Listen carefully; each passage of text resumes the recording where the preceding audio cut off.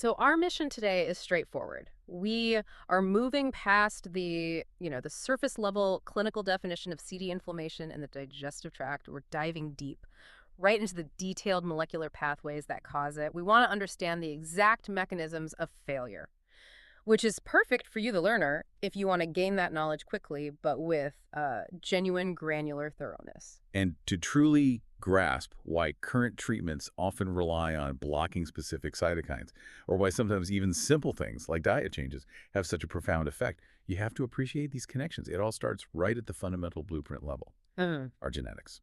Okay, let's start there. So genetics are the predisposing factor, the hardwired vulnerability. We know the sources point out that researchers have identified over 200 CD susceptibility genes. But with that sheer number, why is the research so hyper-focused on just a handful of players? What makes them the primary drivers? It really comes down to function. The genes that stand out most strongly are those that directly impair the body's first line of defense, our innate immunity, specifically by crippling the ability to kill off bacteria that manage to get inside our cells. Inside the cells themselves. Yes, we're talking about genes critical for that process. NOD2 CARD15, IRGM, IL-23R, LORK2, and HEG16L1. These don't just increase risk. And among those, NOD2 or CARD15 seems to be the one that comes up again and again in the literature. What is its precise role? What makes it so central to CD pathogenesis? So NOD2 is a specific type of sensor. Think of it like an internal security guard. It's a pattern recognition receptor, a PRR. Its specific job is to patrol the interior of the cell and recognize a bacterial component called muramyl dipeptide, or MDP. MDP. And this MDP is a crucial component of the bacterial cell wall. So if NOD2 recognizes MDP, it triggers the cell to mount the right antibacterial response. If it fails, the intruder just goes undetected. And this failure, this detection system failure, has incredibly stark implications when we look at patient demographics. This is where it gets really important for understanding the disease's complexity. It highlights a crucial geographical disparity. I mean, it's fascinating. The sources point out that 3 specific genetic variations in the NOD2 gene are present in an enormous chunk of the patient population.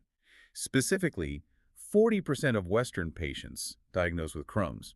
40%. But, Yeah. and this is the huge takeaway, that same strong genetic link is not observed in Asian patients. Exactly. And this suggests that while genetics creates the susceptibility, the actual pathogenesis, the mechanism by which the disease develops, might follow completely different pathways depending on geography and environment. So for Asian patients, it might be more of a microbial trigger or environmental. Perhaps. Whereas for Western patients, a major defect in this internal security guard, NOD2, is what's really setting the stage. And for those Western patients who do have the variants, the risk is, it's terrifyingly high. Can you remind us of the magnitude? The risk is profound.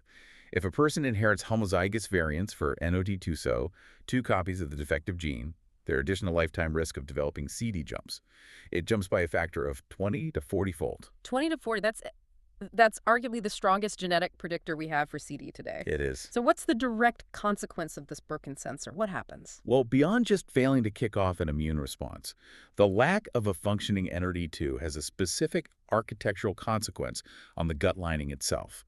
The studies, including those in mouse models, show that NOD2 deficiency results in altered gut permeability. And that's the classic leaky gut concept we hear about, right? It is, yeah.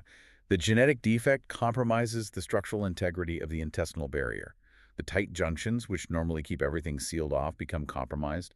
And this means bacterial components, including that muramyl dipeptide that NOD2 missed, get increased access to the deeper, highly sensitive immune cells, like dendritic cells, lurking just underneath. So, the initial detector is broken, the barrier gets leaky, and the immune cells underneath are getting continuously barraged by microbial debris. This brings us neatly to the next point. How does the cell handle the bacteria that successfully slip past? And that's where we move from the blueprint to the cellular execution. This leads us to the body's vital internal cleanup crew, autophagy. Okay, here's where it gets particularly fascinating because this ties the genetic defect directly into cellular mechanics. How do these genetic failures stop the body from cleaning up invaders once they're inside? Autophagy, which literally means self-eating, is the cell's sophisticated recycling and trash disposal system. It's a fundamental lysosomal pathway, essential for survival for removing damaged parts. But when this system is used to destroy foreign invaders like bacteria, we call it xenophagy. Enophagy. Right. It wraps the invader in a little package, an autophagosome, and then degrades it. And just like we saw with NOD2, there are specific genetic defects in the components of this cleaning system that are strongly associated with CD. Precisely. The sources highlight that polymorphisms in the autophagy-related genes, specifically ATG16L1, IRGM, and LRRK2, are key markers for Crohn's risk. The consequence you see in CD patients is a defective autophagic and xenophagic response.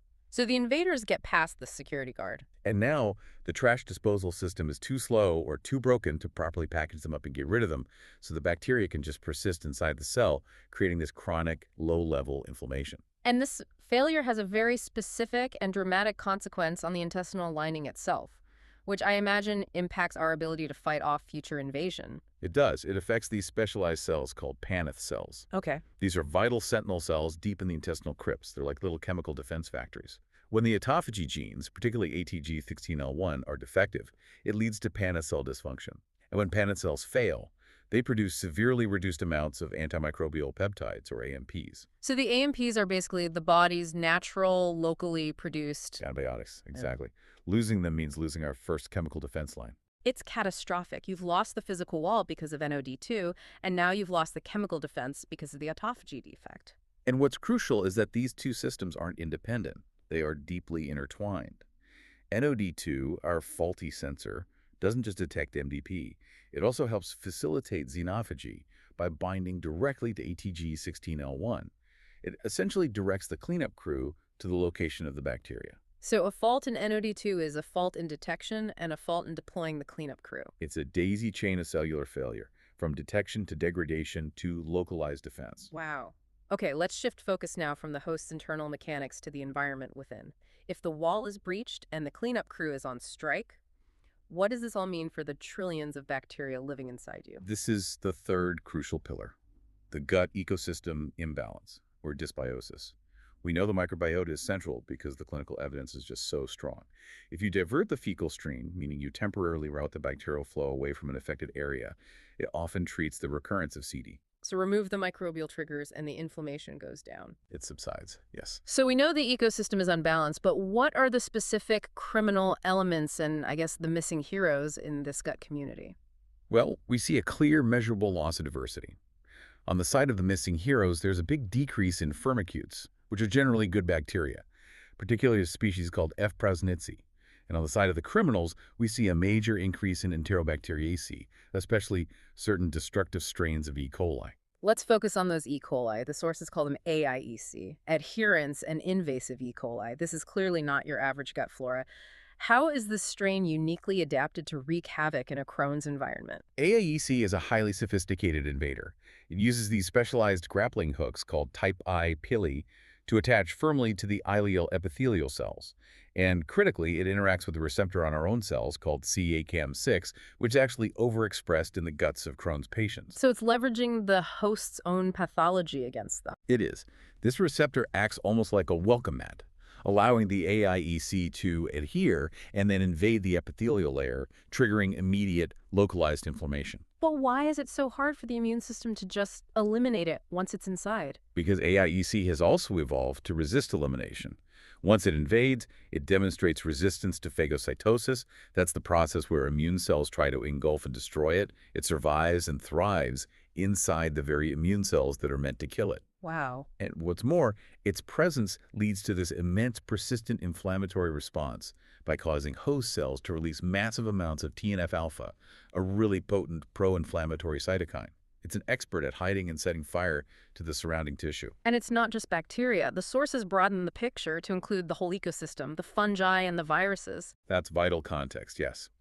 The sources also implicate changes in the microbiota, the fungal community, noting a dominance of Basidia mycota, and the viromes, the viral community. Specifically, a significant expansion of quadrivirales bacteriophages is observed. These are viruses that infect bacteria, and their proliferation indicates the entire delicate microbial balance is stressed and collapsing.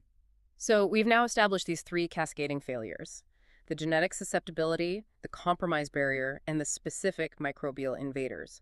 Now, if we connect this to the bigger picture, How does this internal war manifest as chronic debilitating inflammation? This is the final stage, the immune battlefield. This is the culmination, the deregulated adaptive immune responses. Crohn's is characterized by the dominance of two inflammatory pathways that are supposed to be tightly controlled, the Th1 cytokine profile and the Th17 responses. Okay, lay out that inflammatory double whammy for us. What distinguishes these two pathways in CD? The Th1 response is typically activated when our antigen-presenting cells sense an intracellular threat, like that AIEC that escapes an autophagy, and they release the cytokine IL-12.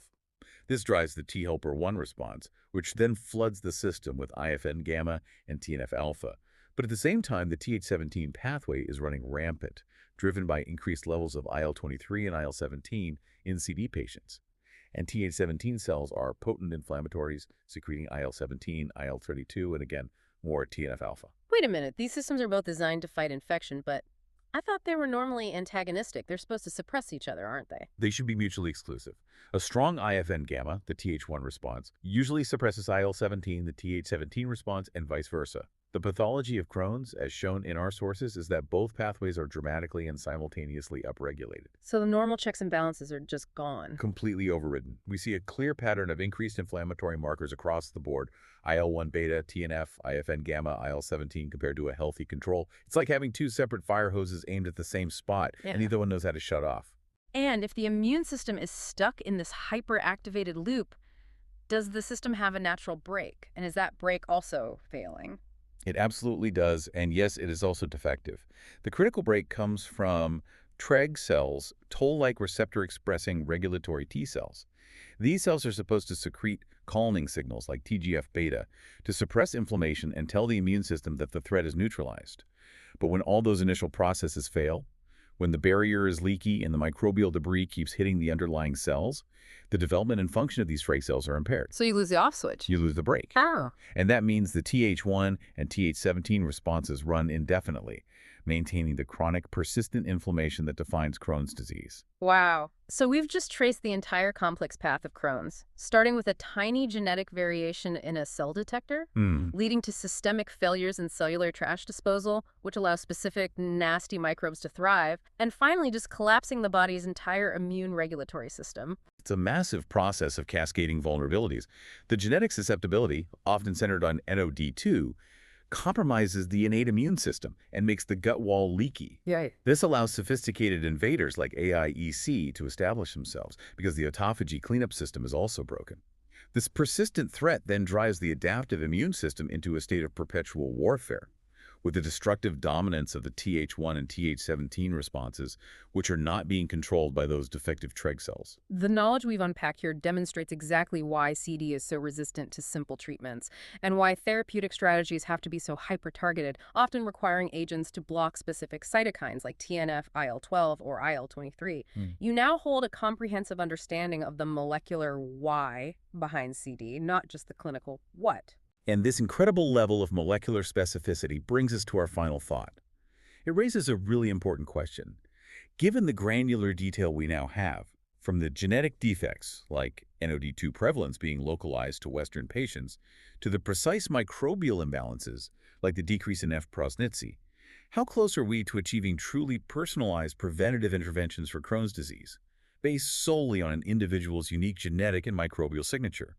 Can we intervene before the perfect storm ever gathers? That is certainly something worth diving into next time. Thanks for bringing this insight to the table.